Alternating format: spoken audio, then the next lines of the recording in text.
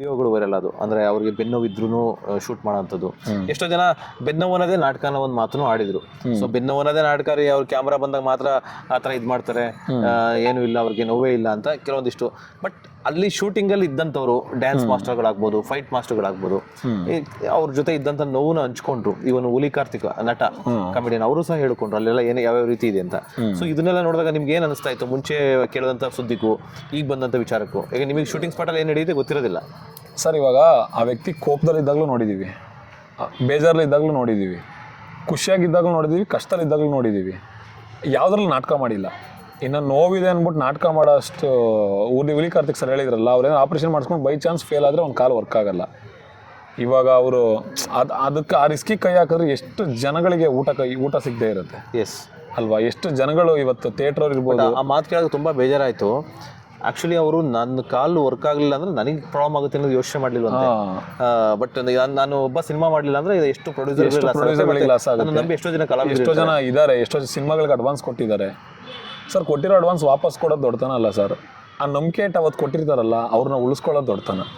ಇವತ್ತು ಇಲ್ಲೇ ಅರ್ಥ ಮಾಡ್ಕೋಬೇಕು ಸರ್. ಇವಾಗ ನಾನೇನು ಅಲ್ಲ, ನಾನು ಅವ್ರಿಗೆ ನನ್ನಿಂದ ಏನು ಮಾಡಿದ್ದೀನಿ ಸರ್? 4 ಮಾತಾಡಿದ್ದೀವಿ ಅವ್ರ ಬಗ್ಗೆ, ಅವ್ರನ್ನ ಪ್ರೀತಿ ಮಾಡಿದ್ದೀವಿ, ಅವ್ರನ್ನ ಎದೆ ಒಳಗಡೆ ಇಟ್ಟು ಪೂಜೆ ಮಾಡ್ತಾ ಇದ್ದೀವಿ. ಬಟ್ ನನ್ನ ಹತ್ರ ಯಾವುದು ಬ್ಯಾಕ್ಗ್ರೌಂಡ್ ಇಲ್ಲ, ಇನ್ನೊಂದಿಲ್ಲ. ಬಟ್ ನಾನು ಅವ್ರ ಮನೆ ಹತ್ರಕ್ಕೆ ಹೋದಾಗ, ನಾನು ಸಿನಿಮಾ ಮಾಡ್ತಿದ್ದೀನಿ ಅಂತ ಗೊತ್ತಾದಾಗ, ಮಗನೇ ಸಿನಿಮಾ ಮಾಡು, ಸಿನಿಮಾ ಮಾಡು, ಹೀರೋ ಫಸ್ಟ್ ಸಿನಿಮಾ ಮಾಡಿ ಸರ್. ಆ ವ್ಯಕ್ತಿ ಅಲ್ಲಿ ಅನಿಸ್ಬಿಡುತ್ತೆ ಸರ್, ಆ ಟೈಮಲ್ಲಿ ಮೈ ರೋಮ ಎಲ್ಲ ನಿಂತ್ಕೊಂಡ್ಬಿಡುತ್ತೆ. ಒಂದು ಸಲ ಎದುರುಗಡೆ ಹೋಗ್ತೀನಿ, ಕಾರು ಪಾಸ್ ಆಗ್ತಾ ಇರುತ್ತೆ, ಫುಲ್ ಮುಂದೆ ಹೋಗಿ ನಿಂತಿರ್ತೀನಿ ಬೇಜಾರಲ್ಲಿ.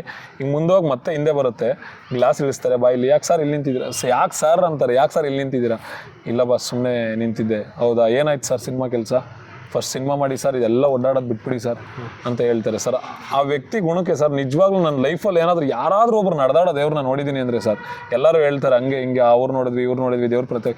ನನ್ನ ಕಣ್ಣಲ್ಲಿ ನೋಡಿರೋಂಥ ಭಗವಂತ ಅಂದ್ರೆ ದರ್ಶನ್ ಸರ್ ಮಾತ್ರ. ಅಷ್ಟು ಪ್ರೀತಿ ಸರ್. ನಾನು ಹೇಳಲ್ವ ಸರ್, ನನ್ನ ದೇಹದಲ್ಲಿ ಉಸಿರೋವರೆಗೂ, ನಾನು ಇಂಡಸ್ಟ್ರಿಗೆ ಬರೋದಕ್ಕಿಂತ ಮುಂಚೆನೂ ದರ್ಶನ್ ಸರ್ ಫ್ಯಾನೇನೆ, ಇವತ್ತಿಗೂ ದರ್ಶನ್ ಸರ್ ಫ್ಯಾನೇ, ನಾನು ಸಾಯೋವರೆಗೂ ದರ್ಶನ್ ಸರ್ ಫ್ಯಾನೇನೆ. ಸತ್ತ ಮೇಲೂ ನನ್ನ ಆತ್ಮ ಏನಾದರೂ ಇಲ್ಲಿ ಓಡಾಡ್ತಿದ್ರೆ ಆ ವ್ಯಕ್ತಿನ ಪ್ರೀತಿ ಮಾಡ್ಕೊಂಡು ಆರಾಧನೆ ಮಾಡ್ಕೊಂಡೆ ಓಡಾಡುತ್ತೆ ಹೊರತು ಬೇರೆ ಯಾವ ವ್ಯಕ್ತಿನೂ ಅಷ್ಟು ಪ್ರೀತಿ ಮಾಡೋಕ್ಕೆ ಚಾನ್ಸೇ ಇಲ್ಲ ಸರ್. ಸರ್ ಇವಾಗ ಯಾಕೆ ನಾರ್ಮಲ್ ಜನಗಳು ನಾವು ಇದು ಮಾಡಿದಾಗ ಒಂದಿಷ್ಟು ಜನ ಪರ ಮಾತಾಡ್ತಾರೆ, ಒಂದಿಷ್ಟು ಜನ ವಿರೋಧ ಮಾತಾಡ್ತಾರೆ. ಬಟ್ ಅದೇ ಸೆಲೆಬ್ರಿಟಿಗಳು ಅಂದರೆ ನಿಮ್ಮ ವಿಚಾರಕ್ಕೆ ಬಂದಾಗ ನೀವು ಹೇಳಿದ ಮಾತನ್ನೇ ಪ್ರತಿಯೊಬ್ಬ ಅಭಿಮಾನಿನೂ ಹೇಳ್ತಾರೆ. ಯಾಕೆ ಅಷ್ಟೊಂದು ಪ್ರೀತಿ? ಅಂಥದ್ದು ಏನು ನೋಡಿದ್ದೀರಾ ಅವರಲ್ಲಿ ಸರ್? ಆ ಗುಣ ಸರ್, ಆ ದಾನ ಧರ್ಮ ಇರ್ಬೋದು, ಆ ಗುಣ, ಆ ವ್ಯಕ್ತಿತ್ವ ಇದೆಯಲ್ಲ, ಆ ವ್ಯಕ್ತಿತ್ವಕ್ಕೆ ಸರಿಸಾಟಿನೇ ಇಲ್ಲ ಸರ್. ಇವಾಗ ನಾವು ಹೇಳಲ್ವ ಸರ್, ಇವಾಗ ಸರ್ ಇಲ್ಲೆಲ್ಲ ಕಡೆ ಮಂಜುನಾಥ ಸ್ವಾಮಿ ದೇವಸ್ಥಾನ ಇದೆ, ಬಟ್ ಧರ್ಮಸ್ಥಳಕ್ಕೆ ಯಾಕೆ ಹೋಗ್ತೀವಿ ಸರ್? ಪರ್ಟಿಕ್ಯುಲರ್ ಧರ್ಮಸ್ಥಳ ಅಂದ್ರೇ ಮಂಜುನಾಥ ಸ್ವಾಮಿಗೆ ಸೀಮಿತ ಅಂತ ಯಾಕೆ ಅನ್ಕೋತೀವಿ ಸರ್? ಎಲ್ಲ ಕಡೆ ಪ್ರೀತಿ ಸಿಗುತ್ತೆ ಸರ್, ಬಟ್ ಧರ್ಮಸ್ಥಳ ಅಂದರೆ ಒಂದು ಭಯ, ಒಂದು ಭಕ್ತಿ, ಅಲ್ಲಿ ಇದ್ದಾರೆ ಅನ್ನೋ ಒಂದು ನಂಬಿಕೆ, ಒಂದು ಧೈರ್ಯ, ಅದೇ ಸರ್ ಇಲ್ಲಿರೋದು. ಇವಾಗ ಇಲ್ಲಿ ಎಲ್ಲ ಕಡೆ ಶಬರಿಮಲೆ ಅಯ್ಯಪ್ಪ ಸ್ವಾಮಿದು ಎಷ್ಟೋ ಕಡೆ ಇದೆ ಸರ್, ಬಟ್ ಅಲ್ಲೇ ಹೋಗ್ಬಿಟ್ಟು 18 ಮೆಟ್ಲು ಏನಕ್ಕೆ ಹತ್ತೀವಿ ಹೇಳಿ ಸರ್? ಅಲ್ಲಿದ್ದಾನೆ ಅಯ್ಯಪ್ಪ ಅನ್ನೋ ಒಂದು ನಂಬಿಕೆ ಸರ್. ಹಂಗೆ ಸರ್, ನಾವು ಎಲ್ಲ ಕಡೆ ಎಲ್ಲರೂ ಪ್ರೀತಿ ತೋರಿಸಿದ್ರು, ಎಲ್ಲರೂ ನಮ್ಮಂಗೆ ಕಂಡ್ರು, ಅಯ್ಯಪ್ಪ ಸ್ವಾಮಿ ಇರ್ಬೋದು, ತಿರುಪತಿ, ಆ ಒಂದೊಂದು ಜಾಗ ಒಂದೊಂದು ಸೀಮಿತ ಆಗಿದೆಯಲ್ಲ, ಹಂಗೆ ದರ್ಶನ್ ಸರ್ ಅಂದರೆ ಒಬ್ಬರೇನೆ. ಆ ಪ್ರೀತಿ ಒಂದೇ ಕಡೆ ಸಿಗೋದು, ಆ ಪ್ರೀತಿ ಕೊಡೋಕ್ಕೂ ಒಬ್ಬ ವ್ಯಕ್ತಿಗೇ ಆಗ್ತಾ ಇರೋದು ನಮಗೆ.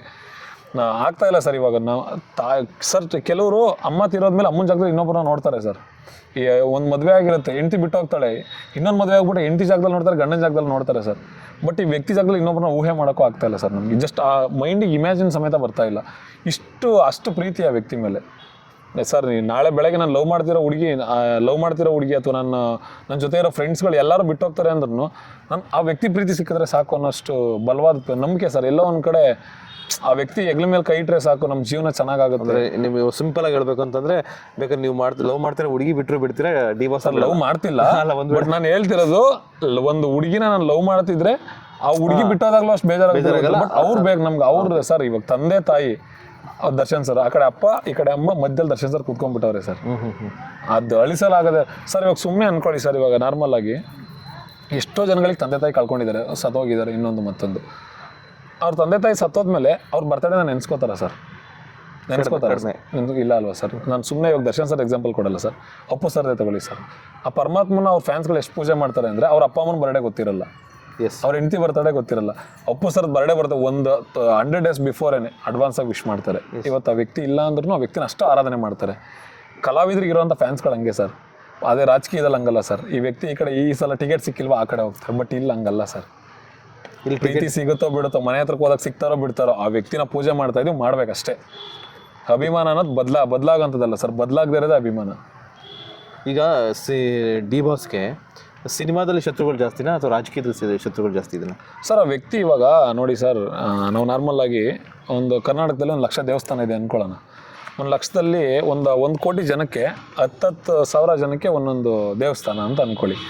ಅದು 10 ಅವ್ರ ಮನೆ ದೇವರಂತ ಪೂಜೆ ಮಾಡ್ತಿರ್ತಾರೆ ಸರ್. ನಮ್ಮ ಇವಾಗ ದಾರಿಲಿ ಹೋಗ್ತಾ ಇರ್ತೀವಿ, ದೇವಸ್ಥಾನ ಇರುತ್ತೆ, 10 ದೇವಸ್ಥಾನ ದಾಟ್ಕೊಂಡು ಒಂದು ದೇವಸ್ಥಾನಕ್ಕೆ ಹೋಗಿ ಪೂಜೆ ಮಾಡ್ತೀವಿ. 10 ದೇವಸ್ಥಾನ ದಾಟ್ಕೊಂಡು ಒಂದು ದೇವಸ್ಥಾನಕ್ಕೆ ಹೋಗ್ಬಿಟ್ಟು ಅಲ್ಲಿ ಪೂಜೆ ಎಲ್ಲ ಮಾಡ್ಕೊಂಡು ಅದೇ ದಾರಿಲಿ ಬರ್ತಾ ಇರ್ತೀವಿ. ಪಕ್ಕದಲ್ಲಿ ಬರೀ ನಮಸ್ಕಾರ ಮಾಡ್ತೀವಿ, ಅಲ್ಲಿ ಇಳಿದು ಒಂದು ಪೂಜೆ ಮಾಡ್ತೀವಿ ಸರ್, ಪೂಜೆ ಮಾಡಲ್ಲ. ಅಂದರೆ ದೇವರಲ್ಲೇ ಭೇದ ಭಾವ ಮಾಡೋಂಥ ಜನಗಳು ಇದೀವಿ ಪ್ರೆಸೆಂಟ್, ನಾನು ಸೇರಿ. ಯಾಕಂದ್ರೆ ನಾನು ಇಲ್ಲೇ ಧರ್ಮಸ್ಥಳಕ್ಕೆ ಹೋಗ್ತಾ ಇದೀನಿ ಅಂದಾಗ 1000 ದೇವಸ್ಥಾನಗಳಿರುತ್ತೆ, 1000 ದೇವಸ್ಥಾನದಲ್ಲೂ 1000 ಥರ ದೇವರುಗಳಿರುತ್ತೆ. ಅದನ್ನ ದಾಟಿ ಅಲ್ಲಿ ಹೋಗ್ತೀರಾ? ಅದನ್ನ ದಾಟಿ ಅಲ್ಲಿ ಹೋಗ್ತೀವಿ. ಅಲ್ಲಿ ಹೋಗೋ ಟೈಮಲ್ಲಿ ದೇವ್ರು ಇದಾರೆ ನೋಡ್ಕೊ, ಅಟ್ಲೀಸ್ಟ್ ಒಂದು ನೋಡಕ್ಕೂ ದೇವ್ರೆ ಒಳ್ಳೇದು ಮಾಡಿ ಅಷ್ಟೇ. ಅಲ್ಲಿ ಮಂಜುನಾಥ ಸ್ವಾಮಿಗೆ ಹೋದಾಗಲೇ ಕೈ ಮುಕ್ಕೊಂಡು ಕ್ಯೂ ಅಲ್ಲಿ ನಿಂತ್ಕೊಂಡು ಇದು ಮಾಡ್ತೀವಿ. ಮಂಜುನಾಥ ಸ್ವಾಮಿ ಹೇಳಿದ್ನ ಸರ್, ಎಲ್ಲ ದೇವ್ರನ್ನ ದಾಡ್ಕೊಂಡು ನನ್ನ ಹತ್ರ ಬಾ ಅಂತ. ಸೊ ನಮ್ಮ ಆ ಥರ ಇರುವಾಗ ರಾಜಕೀಯದಲ್ಲೂ ಇದ್ದಾರೆ, ಸಿನಿಮಾ ರಂಗದಲ್ಲೂ ಇದ್ದಾರೆ, ಆಚೆನೂ ಇದ್ದಾರೆ ಸರ್. ಯಾಕಂದರೆ ಆ ವ್ಯಕ್ತಿನ ಎಲ್ಲರೂ ಪ್ರೀತಿ ಸರ್, ಎಲ್ಲ ದೇವರನ್ನೇ. ಇವಾಗ ತಿರುಪತಿ ತಿಮ್ಮಪ್ಪನೇ, ಇವಾಗ ಧರ್ಮಸ್ಥಳ ಮಂಜುನಾಥ ಸ್ವಾಮಿ ಇರ್ಬೋದು, ಎಲ್ಲರೂ ಪೂಜೆ ಮಾಡಲ್ಲ. ಅಪ್ಪ ನನಗೆ ದೇವಸ್ಥಾನಕ್ಕೆ ಹೋಗಿದ್ದೆ, ನನಗೆ ಯಾಕೋ ನನಗೆ ಅನ್ಕೊಂಡಿದ್ದಾಗಿಲ್ಲ ಅಂತ ದೇವ್ರ ಮೇಲೇ ಭಾರ ಹಾಕ್ಬಿಡ್ತಾರೆ. ಇನ್ನು ವ್ಯಕ್ತಿ ಸರ್, ಮನುಷ್ಯ ದೇವರಾಗಿರೋದು.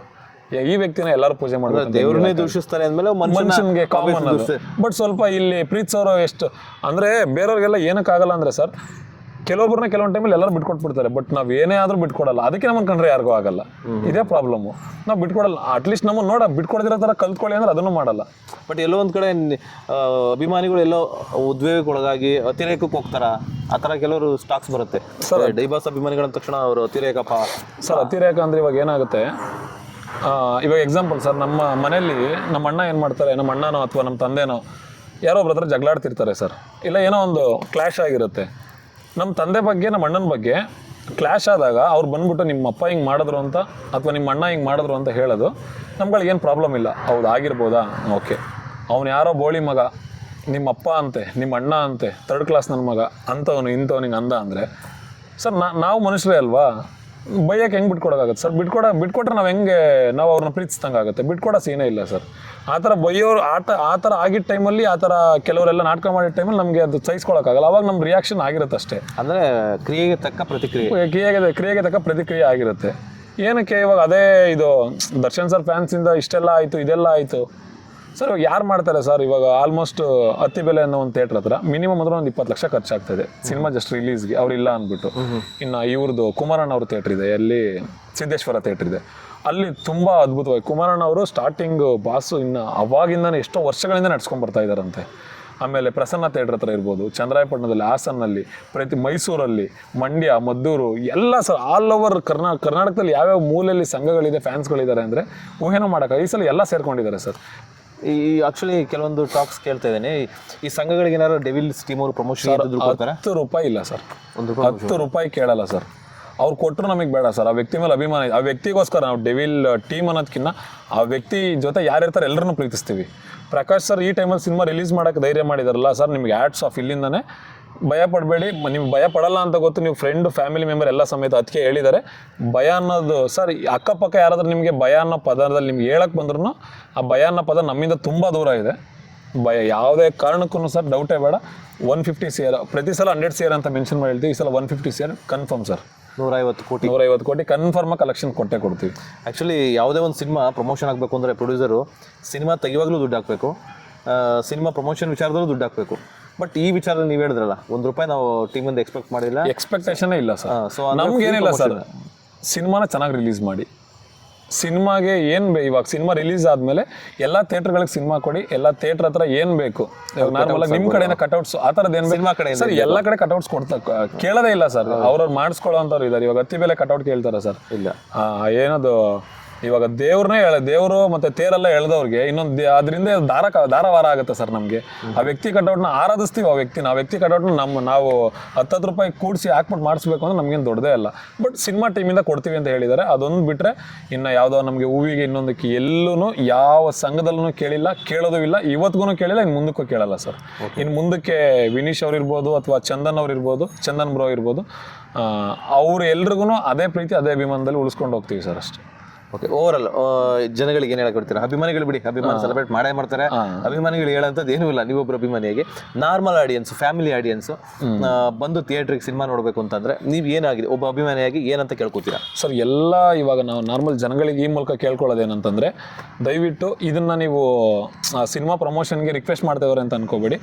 ನಾನು ಕೈ ಮುಗಿದು ಕೇಳ್ಕೊಳ್ಳೋದೇನು ಅಂತಂದರೆ, ಒಬ್ಬ ಕಲಾವಿದ ಎಲ್ಲನೂ ಮರೆತು ನೋಡಿದ್ರೆ ಒಬ್ಬ ಕಲಾವಿದ ಯಾವುದೇ ರಾಜಕೀಯ ದುಡ್ಡು ಮಾಡಿ ಯಾರನ್ನೋ ದೋಚಿ 4 ಜನಕ್ಕೆ ಒಳ್ಳೇದು ಮಾಡಿಲ್ಲ. ಕಷ್ಟಪಟ್ಟು ದುಡಿದು ಆ ವ್ಯಕ್ತಿ ಕೈಯಲ್ಲಾದ ಸೇವೆ ಮಾಡಿದ್ದಾರೆ. ಪ್ರಾಣಿಗಳನ್ನ ಪ್ರೀತಿ ಮಾಡ್ತಾರೆ, ಪ್ರಾಣಿಗಳೇ ಅವರನ್ನು ಪ್ರೀತಿ ಮಾಡ್ತವೆ. ಅದಕ್ಕೆ ಎಕ್ಸಾಂಪಲ್ಸ್ ಎಲ್ಲ ಇದೆ. ಮತ್ತು ಎಷ್ಟು ಪರಿಸರ ಪ್ರೇಮಿ ಆಗಿದ್ದಾರೆ. ಇಂಥ ವ್ಯಕ್ತಿನ ನಾವು ಉಳಿಸ್ಕೊಳ್ಳೋಣ. ಎಲ್ಲ ಕಲಾವಿದರ ಎಲ್ಲ ಒಂದು ಇವತ್ತಿನ ಏನು ಜನಗಳಿದ್ದಾರೆ, ಫ್ಯಾಮಿಲಿ ಆಡಿಯನ್ಸ್ ಇರ್ಬೋದು ಅಥವಾ ಬೇರೆ ಎಲ್ಲ ನಟರು ಫ್ಯಾನ್ಸ್ಗಳಿರ್ಬೋದು, ಕರ್ನಾಟಕ ಎಸ್ಪೆಷಲಿ ಹೇಳಬೇಕು ಅಂದರೆ ಕರ್ನಾಟಕ ಜನತೆ, ಅಪ್ಪಟ ಕನ್ನಡಿಗರಿಗೆ ಈ ಮೂಲಕ ನಾನು ಕೇಳ್ಕೊಳ್ಳೋದಂದರೆ, ನಮ್ಮ ಅಭಿಮಾನ ಮತ್ತು ಸ್ವಾಭಿಮಾನದ ಪ್ರಶ್ನೆ ಇದು. ಒಬ್ಬ ಕಲಾವಿದನಿಗೆ ಈ ಥರ ಆಗಿದೆ, ಆದ್ರೂ ಅವ್ರು ಕರ್ನಾಟಕ ಕಲಾವಿದರನ್ನ, ನಮ್ಮ ದರ್ಶನ್ ಸರ್ಗೆ ಮಾತ್ರ ಅಂತಲ್ಲ, ಯಾವುದೇ ಕಲಾವಿದರನ್ನ ಬಿಟ್ಕೊಡಲ್ಲ ಅನ್ನೋದನ್ನು ಒಂದನ್ನು ನಾವು ಈ ಮೂಲಕ ತೋರಿಸೋಣ. ಎಲ್ಲ ಕನ್ನಡ ಸಿನಿಮಾಗಳು ನೋಡೋಣ. ಡೆವಿಲ್ ಡಿಸೆಂಬರ್ 11 ಮಿಡ್ನೈಟಿಂದ ಶೋ ಸ್ಟಾರ್ಟ್ ಆಗುತ್ತೆ. ಆಮೇಲೆ ಥಿಯೇಟ್ರ್ ಹತ್ರ ಯಾವುದೇ ಫ್ಯಾನ್ಸ್ಗಳು ಆಡಿಯನ್ಸ್ ಬಂದಾಗ ಕಿರ್ಚಾಡಿ ಅಥವಾ ನೂಕುನುಗ್ಲಲ್ಲಿ ಯಾರಿಗಾರು ಸ್ವಲ್ಪ ಚಿಕ್ಕ ಪುಟ್ಟ ಹೆಚ್ಚು ಕಮ್ಮಿ ಆಗದಿರೋ ಥರ ನಡ್ಕೊಳ್ಳೋಣ. ಯಾಕಂದರೆ ನಮ್ಮ ಕ್ರೇಜ್ ಗೊತ್ತು, ಡೆಫಿನೆಟ್ಲಿ ನಾವು ಕಿರ್ಚಾಡ್ಬೇಕು, ನಾವು ಆರ್ಭಟ ಮಾಡ್ತಿರ್ತೀವಿ, ಕಿರ್ಚಾಡ್ತಿರ್ತೀವಿ. ಆ ಟೈಮಲ್ಲಿ ಅಕ್ಕಪಕ್ಕದಲ್ಲಿ ಇರೋರಿಗೆ ತೊಂದರೆ ಆಗದಿರೋ ಥರ ಕಿರಿಚಾಟ ಜಸ್ಟ್ ಬಾಯಲ್ಲಿ ಮುಖಾಂತರ ಬಿಟ್ಟರೆ ತಳ್ಳಾಟಗಳೇ ಸರ್. ಇವಾಗ ಕ್ರೌಡ್ ತುಂಬ ಜಾಸ್ತಿ ಆದಂಗೆ ತಳ್ಳಾಟಗಳಾಗೇ ಆಗುತ್ತೆ. ಹೆಣ್ಮಕ್ಳಿರ್ಬೋದು ಅಥವಾ ಚಿಕ್ಕ ಮಕ್ಕಳು ಬಂದಾಗ ದಯವಿಟ್ಟು ಆ ತಳ್ಳಾಟದಲ್ಲಿ ಸಿಗಾಕೊಂಡ್ರು ಯಾರಿಗೋ ತೊಂದರೆ ಆಯಿತು ಅನ್ನೋಂಥ ನ್ಯೂಸ್ಗಳನ್ನ ಬರ್ದಿರೋ ಥರ ದಯವಿಟ್ಟು ಆ ಸಿಚುವೇಶನ್ ನೋಡಿಕೊಂಡು ಸ್ವಲ್ಪ ಹಿಂದೆ ಮುಂದೆ ನಿಂತ್ಕೊಂಡು ಎಲ್ಲರೂ ಈ ಸಿನಿಮಾನ ತುಂಬ ಅಚ್ಚುಕಟ್ಟಾಗಿ ನಡೆಸಿ. ಆಮೇಲೆ ಅದಾದಮೇಲೆ ಎಷ್ಟೋ ಜನ ಇವಾಗ ಸಿನಿಮಾ ಆಲ್ರೆಡಿ ಡೇಟ್ಸ್, ಇವಾಗ 5ನೇ ತಾರೀಕು ಟ್ರೈಲರ್ ಬರ್ತಾ ಇದೆ. ಡೆವಿಲ್ ಸಿನಿಮಾ ಟ್ರೈಲರ್ ಇವತ್ತು ಬೆಳಗ್ಗೆ ಅನೌನ್ಸ್ಮೆಂಟ್ ಆಗಿದೆ, 5ನೇ ತಾರೀಕು ಬರ್ತಾ ಇದೆ. ಸೊ ದಯವಿಟ್ಟು ಟ್ರೈಲರ್ ಇರ್ಬೋದು ಅಥವಾ ಸಿನಿಮಾ ನೆಕ್ಸ್ಟ್ 11ನೇ ತಾರೀಕು ಸಿನಿಮಾ ಇರ್ಬೋದು, 11ನೇ ತಾರೀಕು ಆದಮೇಲೂ ಸಮೇತ ಫ್ಯಾಮಿಲಿ ಆಡಿಯನ್ಸ್ ಬಂದಾಗಿರ್ಬೋದು, ಎಲ್ಲೋ ಒಂದು ಕಡೆ ಇವಾಗ ಆದರೆ ಆಮೇಲೆ ಸಮ್ಟೈಮ್ಸ್ ಬೇಕು ಅಂತಲೇ ಯಾರೋ ಒಬ್ರು ಬಂದ್ಬಿಟ್ಟು ಡಿ ಬಾಸ್ಗೆ ಏನೋ ಒಂದು ಮಾತಾಡೋದು ಅಥವಾ ಅಕ್ಕಪಕ್ಕ ಈ ಥರದ್ದು ಯಾವುದಕ್ಕೂ ಕಿವಿ ಕೊಡ್ದೇನೆ ನಮ್ಮ ಟಾರ್ಗೆಟ್ ಒಂದೇ ಸರ್, ಬೈಯೋನು ಸಮೇತ ಅವ್ರು ಏನು ಮಾಡಿದ್ದಾರೆ ಅಂತ ಸಿನಿಮಾ ನೋಡೋಕ್ಕೆ ಬಂದಿರ್ತಾನೆ. ಆಮೇಲೆ ಅದಾದ್ಮೇಲೆ ಏನು ಇವಾಗ ಏನು ಆಗದೆ ಇರೋರು ಸಮೇತ ಬಂದ್ಬಿಟ್ಟು ಸಿನಿಮಾ ನೋಡ್ತಾರೆ. ಯಾಕಂದ್ರೆ ಅಂಥದ್ದು ಏನೈತೆ ಅಂತ ನೋಡ್ತಾರೆ, ಕಂಡಿಡಿಯನ್ ಅಂತ ಬಂದಿರ್ತಾರೆ. ಅವ್ರು ಬಂದಿರೋದು ಯಾವುದೋ ಒಂದು ಮೂಲಕ ಸಿನಿಮಾ ನೋಡಕ್ ಬಂದಿದ್ದಾರೆ. ಅವರು ಅಲ್ಲಿ 10 ರೂಪಾಯಿ ಕೊಟ್ಟು ಸಿನಿಮಾ 100 ರೂಪಾಯಿ ಕೊಟ್ಟು ಸಿನಿಮಾ ನೋಡಿದ್ದಾರೆ ಅಂದ್ರೆ ನಮಗೆ ಅವರು ನೆಗೆಟಿವ್ ಅಲ್ಲ, ನಮಗೆ ಸಪೋರ್ಟ್ ಮಾಡ್ತಿದ್ದಾರೆ ವೀಕ್ಷಕರು. ಅವರೊಬ್ರು ವೀಕ್ಷಕರು, ಅವರೊಬ್ರು ಪ್ರೇಕ್ಷಕರು, ಅವರೊಬ್ಬ ಕನ್ನಡಿಗರು ಅಂತ ತಿಳ್ಕೊಂಡು ಎಲ್ಲರನ್ನೂ ಪ್ರೀತಿ ಮಾಡೋಣ, ಎಲ್ಲರೂ ಈ ಸಿನಿಮಾಗೆ ಸಪೋರ್ಟ್ ಮಾಡಿ. ಅದಾದ್ಮೇಲೆ ಇನ್ನೊಂದು ಯಾವುದಪ್ಪ, ಈ ನೆಗೆಟಿವ್ ಟ್ರೋಲ್ಗಳು ಮಾಡಿಕೊಂಡು ಆಮೇಲೆ ನೆಗೆಟಿವ್ ಆಗಿ ಸಿನಿಮಾ ಸೇಲ್ ಆಗ್ತಾ ಇಲ್ಲ ಅದು ಇದು ಅಂತ ಸರ್ ಅವಾಗಲೇ ಕೇಳಿದ್ರು. ಅದಕ್ಕೆ ಒಂದೇ ಮಾತು ಹೇಳೋದು, ಎಲ್ಲರೂ ಈ ಥರ ಆಟ ಆಡ್ತಾ ಇದ್ದಾರೆ. ಆ ಆಟ ಇವಾಗ ಜಸ್ಟ್ ಅವ್ರು ಆಡ್ಕೊಂಡ್ಬಿಡ್ಲಿ. 11ನೇ ತಾರೀಕು ಮೇಲೆ ಆರ್ಭಟ ಮಾಡೋಂಥ ಟೈಮ್ ಬರುತ್ತೆ. ಆಟಕ್ಕೂ ಆರ್ಭಟಕ್ಕೂ ತುಂಬ ವ್ಯತ್ಯಾಸ ಇರುತ್ತೆ. ಆಟಕ್ಕೆ ಆರ್ಭಟಕ್ಕೆ ವ್ಯತ್ಯಾಸ ಇದೆ, ಹೇಳ್ತಾ ಇದ್ದೀನಿ. ಆಟ ಆಡೋರೆಲ್ಲ ಆಡ್ಕೊಂಡ್ಬಿಡ್ಲಿ. 11ನೇ ತಾರೀಕು ನಮ್ಮ ಆರ್ಭಟ ಏನು ಅಂತ ತೋರ್ಸೋಣ. ಅಲ್ಲಿವರೆಗೂ ಯಾವ ನೆಗೆಟಿವ್ಗೂ ಯಾವ ವ್ಯಕ್ತಿಗಳು ಏನೇ ಮಾತಾಡೋದನ್ನು ತಲೆ ಕೊಡದೆ, ಪ್ರತಿಯೊಂದು ಥಿಯೇಟ್ರ್ ಹತ್ರ ಸೆಲೆಬ್ರೇಷನ್ ಇರುತ್ತೆ, ಪ್ರತಿಯೊಂದು ಥಿಯೇಟ್ರ್ ಹತ್ರ ಅನ್ನದಾನ ಇರುತ್ತೆ. ಎಲ್ಲ ಕನ್ನಡ ಕಲಾಭಿಮಾನಿಗಳು ಈ ಮೂಲಕ ಕೇಳ್ಕೊಳ್ಳೋದಂದ್ರೆ, ಎಲ್ಲ ಕಲಾವಿದರಿಗೆ, ಎಲ್ಲ ಕನ್ನಡ ಸಿನಿಮಾಗಳಿಗೆ, ಆಮೇಲೆ ಎಲ್ಲ ವಿಚಾರಗಳಿಗೆ ದರ್ಶನ್ ಸರ್ ನಿಂತು ಕಾವೇರಿ ಗಲಾಟೆ ಇರ್ಬೋದು, ಕನ್ನಡ ಪರ ಹೋರಾಟಗಳಿರ್ಬೋದು, ಅಥವಾ ಯಾವುದೋ ನೀರಿನ ಗಲಾಟೆ ಇದ್ದಾಗಿರ್ಬೋದು, ಸಿನಿಮಾ ವಿಚಾರಕ್ಕೆ ಇರ್ಬೋದು, ಎಲ್ಲರಿಗೂ ನಿಂತ್ಕೊಂಡಿದ್ದಾರೆ. ಆ ವ್ಯಕ್ತಿನ ನಾವು ಆಮೇಲೆ ಎಕ್ಸ್ಪೆಷಲ್ ರೈತರ ವಿಚಾರಕ್ಕೆ ನಿಂತ್ಕೊಂಡಿದ್ದಾರೆ. ಅದು ಎಲ್ಲರಿಗೂ ಗೊತ್ತಿರೋ ವಿಚಾರ. ಎಲ್ಲ ರೈತರ ಬಾಂಧವರಿರ್ಬೋದು, ಡ್ರೈವರ್ಸ್ಗಳಿಗಿರ್ಬೋದು, ಇಟ್ಸ್ ಮೈ ಹಂಬಲ್ ರಿಕ್ವೆಸ್ಟ್, ನಿಮ್ಮ ಕೈ ಮುಗಿದು ಕೇಳ್ಕೊತಾ ಇದ್ದೀನಿ. ಯಾವುದು ವಾರ್ಗಳು ಮತ್ತು ಇನ್ನೊಂದು ಏನೂ ಇಲ್ಲದೇ ಬಂದು ಥಿಯೇಟ್ರಲ್ಲಿ ಸಿನಿಮಾ ನೋಡೋಣ, ಥಿಯೇಟ್ರಲ್ಲಿ ಸೆಲೆಬ್ರೇಷನ್ ಮಾಡೋಣ. ಆ ವ್ಯಕ್ತಿಗೆ ನಾವು ಇದೀವಿ, ಕರ್ನಾಟಕಕ್ಕೆ ನೀನು ಬೇಕಪ್ಪ ಅಂತ ಈ ಮೂಲಕ ಅವರಿಗೆ ಒಂದು ಒಳ್ಳೆ ಖುಷಿ ವಿಚಾರ ತಲುಪಿಸೋಣ ಅದಕ್ಕೆ ಅವ್ರ ಮೂಲಕ. Thank you so much. Okay.